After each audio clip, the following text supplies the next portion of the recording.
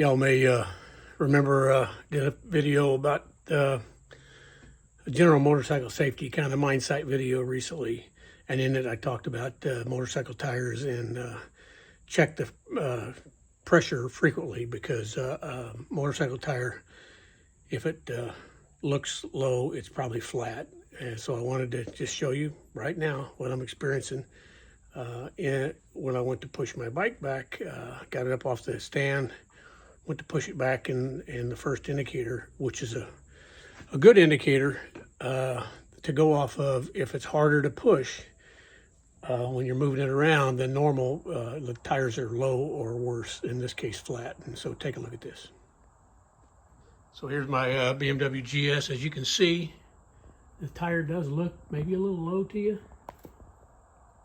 I don't know if it looks low to you or not, but that's not low. That's as flat gets. There's no air in that tire other than just some ambient air sitting there. So we're about to put it on the side or the center stand and spin it around and see what tales it'll tell, and more to follow. Okay, I got her up on the center stand and spinning the tire around, and guess what I found? Yes, indeed. So this happened yesterday, apparently, because I rode it yesterday. I was out on the bike about 3 hours, about an hour and a half each way. And I never got a low pressure warning light. I do have a tire pressure monitoring system on this bike. Didn't get a low pressure warning, so I'm guessing it's a real slow leak. But still, it's a good thing that it didn't go flat on me while I was out, because I don't carry a plug kit with me. But I might reconsider that. So we're about to put this plug kit in action. I know a lot of guys don't believe in plugging motorcycle tires. They don't think it's safe to ride on a motorcycle tire that's been plugged. To each their own. I don't take that away from them. I have in the past, and I will again here. As you see, I'm going to plug this tire, and we'll see how it goes. Stay tuned. And there we have the culprit right here, an old rusty roofing nail, looks like. Who knows where I picked it up? I've got a general idea, somewhere within at least the last hour and a half road I was on. But again, it wasn't a problem while I was riding, because it was obviously a slow leak it caused. But had I been on my Harley, which is a tube tire bike, it would have been an instant problem, because tubes don't slowly leak. They'll be punctured, and that's the end of your day right there. So that's the downside to bikes with tubes. That's the way it is, and I'm going to get this thing plugged, and we'll follow up with you. Okay, there we go. Plugged tire. I have yet to put air in it. We'll see how she holds, but I expect it to be okay. I've got another plug system as well that I usually carry with me on the bike when I'm going anywhere of distance. But the kit I used here is this Boulder Tools kit, purchased on Amazon. I don't remember how much it cost. I'll try to find the link, and I'll put it in my description if you want. A little bit of elbow grease to do one of these, but this is good for a car or a motorcycle tire. Again, use at your own risk. I'm not going to say you should plug a tire or you shouldn't, but at least carry a plug kit to get you home, if nothing else. This tire still got pretty good life left in it, probably good 5,000 miles in it. So I intend to run it if the plug will hold the air. We'll see. All right, we got her aired up to about 38 PSI, which is what this bike calls for. Actually, it calls for 37 with a single passenger and 42 with two up, but I usually run one up, so 37 it is. And I aired it up with the trusty dusty CAT jump device. It's got a air hose in it, a compressor built in it. The only negative on this thing so far is the air hose isn't very long, so it has to be very, very close to the valve stem. But also has USB ports down here. I'm plugging this thing a little bit. Obviously, I don't get any money from these. I bought it at Costco for $100, but you can also jump a car with it and air up tires. You can run it. I think it's a 12-volt power supply as well.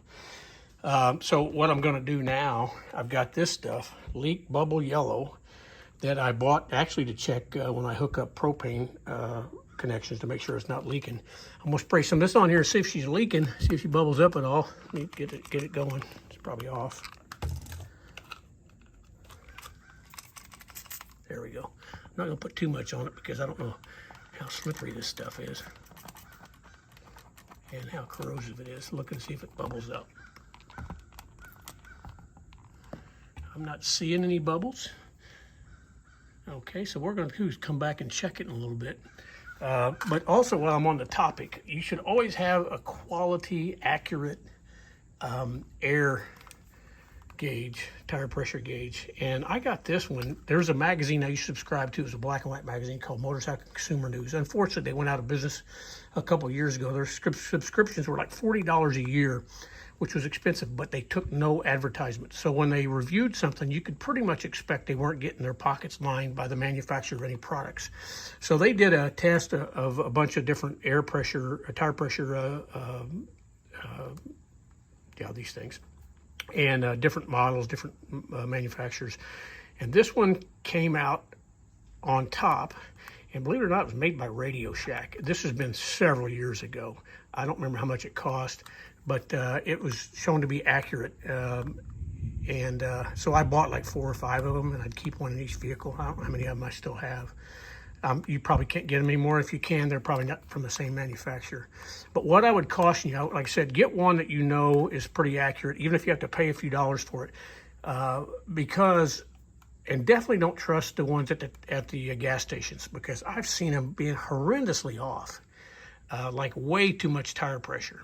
And so when you put it, what it's 32, it was like 50, which you could, obviously pop a tire like that if you're not careful. So what we're going to do is we check for bubbles. Don't see any. I don't necessarily always do that. You can actually use saliva or a soapy liquid, like a dishwashing detergent, with just a touch of water mixed in with it. But what I'm going to do is I'm going to check it in a couple hours and see. I checked it with this thing already. It was 38. It was a funny story. This thing would also audibly tell you when you checked it. It would audibly say the pressure in English, or if you selected Spanish. That feature doesn't work anymore, so unfortunately I can't brush up on my Spanish. All right, more to follow. Stay tuned. I'm going to check this thing in a few hours and see if it's still reading 38.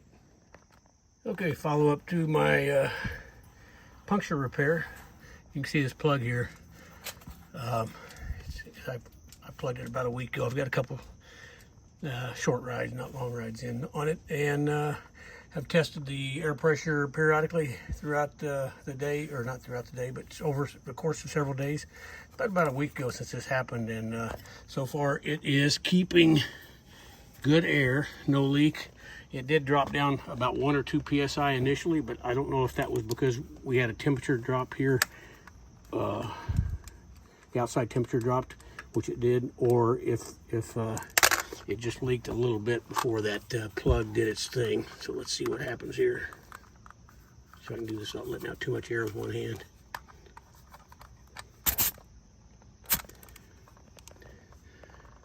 .34.5. So the last time I checked it was 36 the other day.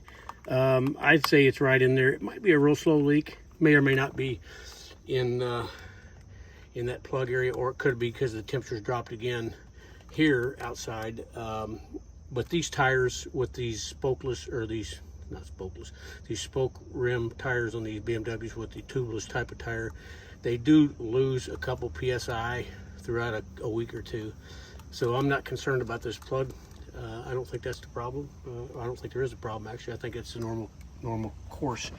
Every couple weeks I do have to top these tires off a little bit because they do go low, which actually isn't really a bad thing because it gets me in the habit of checking my tire pressure. All right, that's it. This is a wrap.